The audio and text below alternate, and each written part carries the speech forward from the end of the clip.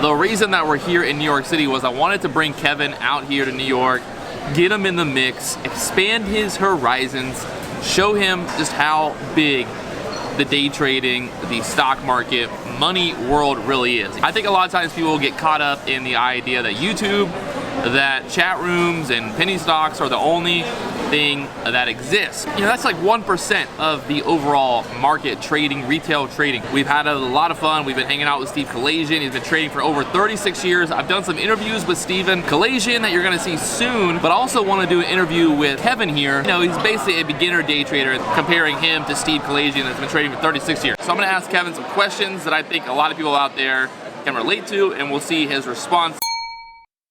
I graduated college about 4 years ago, but I said, you know, whatever with that degree. I graduated with cinematic art, so me and Patrick have some of that in common. You know, we both got some red hair, we both film, both doing the YouTube thing. Confirm that. We are not brothers. We're not brothers. When I found day trading, I was in college, and I was pursuing a degree that I was interested in, but I knew I didn't really want to do that my entire life. So I got into day trading. From that day forward, really haven't missed the market at all other than the last couple days here with Patrick. Been looking at it every single day. When I first got into day trading, it was a lot like probably most of you. You go to the chat rooms, you see a lot of the traders out there, and you learn from them. So I started learning from all the gurus as well. Been in most all the chat rooms. I've done that sort of thing. Now I'm on my own. You can't really be an independent trader being in some of those rooms, because when you have thousands of people, let's say, that are all buying a stock, it's going up and then dumps right back down, how can you be independent? Some say that you can be. That's what they want you to believe and want you to stay in those chat rooms. But as I've found over the last few years, you know, I've taken from all those different teachers, those gurus, and from my own independent research and experience. Your own experience is going to be your best teacher in the market. A lot of us, we want to have that like holy grail. We want to have someone to just tell us what to buy and what to sell. But your own individual experience is really going to be your best teacher. That gut telling you when to get in and out of a trade. Me and Patrick were talking about that a few hours ago. Just about how, you know, what's the exact strategy you have. A lot of people ask Patrick that, and it's like, it's just over the years, you know, you get that combined experience that turns into your gut. And when your gut tells you to get in something, you get into it.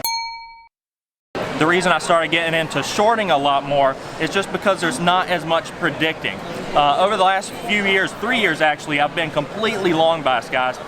That's because all the chat rooms I was in mainly were all long bias. So I just kind of naturally and sheepishly started doing the same thing. But shorting, you react. It's a lot more reacting rather than predicting where volume is going to come in at, and that's what I did a lot of times. That's where I, you know, had a lot of flaws. I was trying to predict, okay, this pattern's looking good, let me get into this stock, and there'd be no volume there. There's no point in trading a stock if there's no volume. There's a lot of different variables I need to line up that I look for each and every day, such as, is there a catalyst? What's the float on it? What's the volume like? What's the price action? There's a lot of different things we need to look at when considering, is this a good short? Is it a good long? It's hard to get in first to a long unless you're predicting volume, right?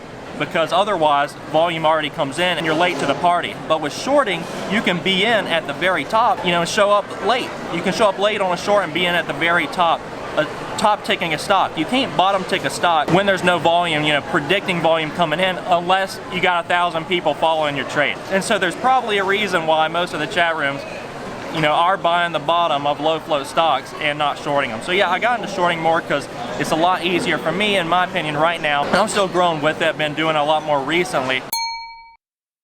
My worst day trading day, guys, was as far as how much I lost, or just in general, like emotional, whatever. Yeah, Did emotional. You feel defeated? Just felt really defeated. Yeah, it was in the summer, this past summer. Trading NCTY. When I went offshore and had to deal with all the emotions, over trading, revenge trading, that sort of thing, the emotions really got to me because I had never really experienced it before. So I went offshore, I started over trading, revenge trading, and felt very defeated. Defeated by my own emotions. We have to control our emotions, not let our emotions control us. So that was definitely a learning experience there in the summer. You have to ask yourself that before you ever get into a trade, guys. Most amateur traders, they get into a trade and they're like, oh, how much can I make? If you want to be a professional trader, you have to ask yourself, how much am I risking on this trade? Before you ever get into a trade, predefine your risk. Say, this is the risk level on this trade, and then start looking at the money. You know, amateur traders, they just focus on the green. Professional traders, they focus on managing risk. I was going to say that Patrick, he's a really nice guy, contrary to what a lot of you may think.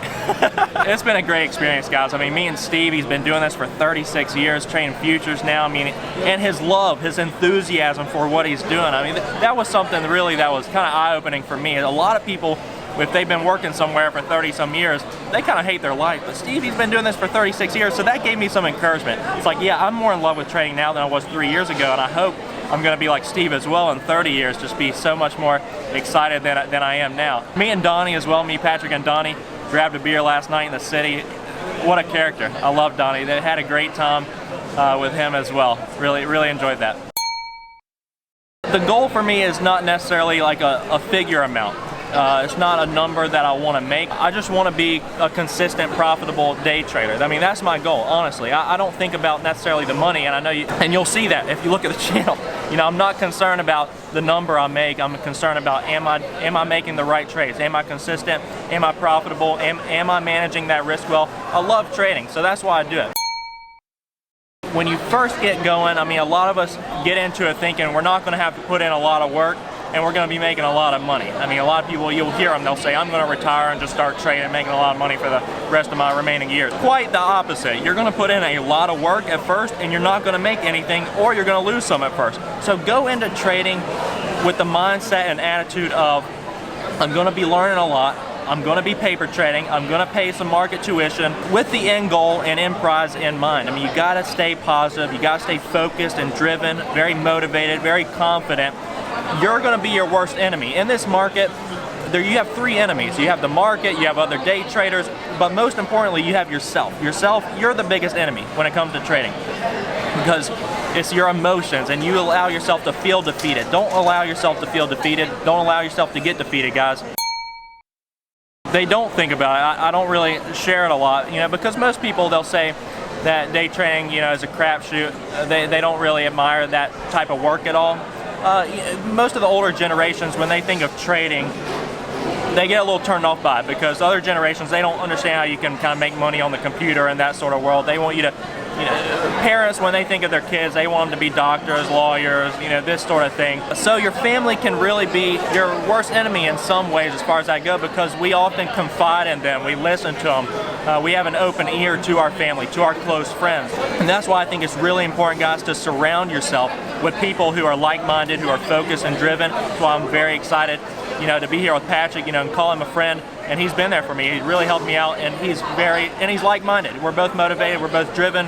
Surround yourself with those type of people. You know, even if they're not millionaires, even if they don't make a lot of money, those are the type of people that are really going to push you to be the best you. I take my profits off way too early. I've always done it for the last 3 years.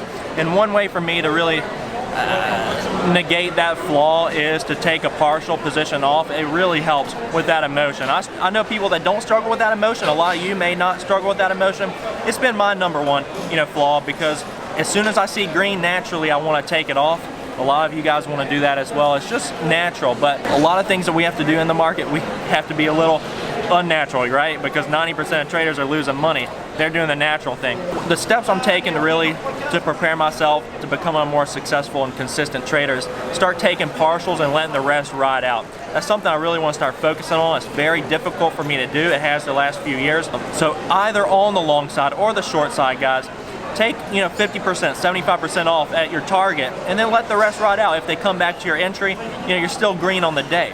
But you can make a lot of money. You can make a lot more money if you let those leftovers fade, or on the long position if you let those continue to move as well for you. Little advice, little lessons that he's learned over the years trading, and kind of where he's at right now. It's interesting to kind of see the different mindsets, you know, everybody kind of battling with different things. Everybody's got their own little thing that they're battling. Everyone's got their own little problem, you know, FOMO. You've got the taking profit too early. You've got the not cutting your losers.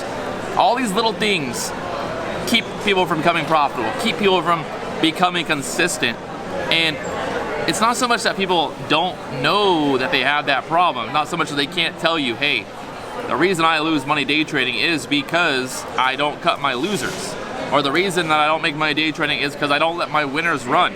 So it's easy to identify those problems, but the problem here, the problems, human emotion, is it's hard to actually follow that ideal once you're in a trade, once you're under a loss? Once you're losing money, are you able to cut off the trade? So big thanks to Kevin there for dropping some knowledge and sharing his experience here. I'm excited to see what Kevin does over the next couple of years here on YouTube. The goal here was to bring Kevin out here, let him see, you know, what else is going on out there, talk to him, give him some advice. Not that I'm an expert by any means, but bouncing some ideas around. Maybe find someone that's close to you locally. I'm sure there's other traders that are local to you. Maybe meet up, maybe do some meetups, you know, grab some coffee with some other traders and talk about the issues that you guys have together. FOMO, not cutting your losers, not entering a trade. Fear of missing out is probably one of the biggest issues with new day traders. And like you heard from Kevin, there's ways around it. There's ways to battle it, but you got to put in the work. You got to put in the effort. So there it is. Make sure you check out Kevin. There's a link down below to his channel. I'll talk to you guys later on.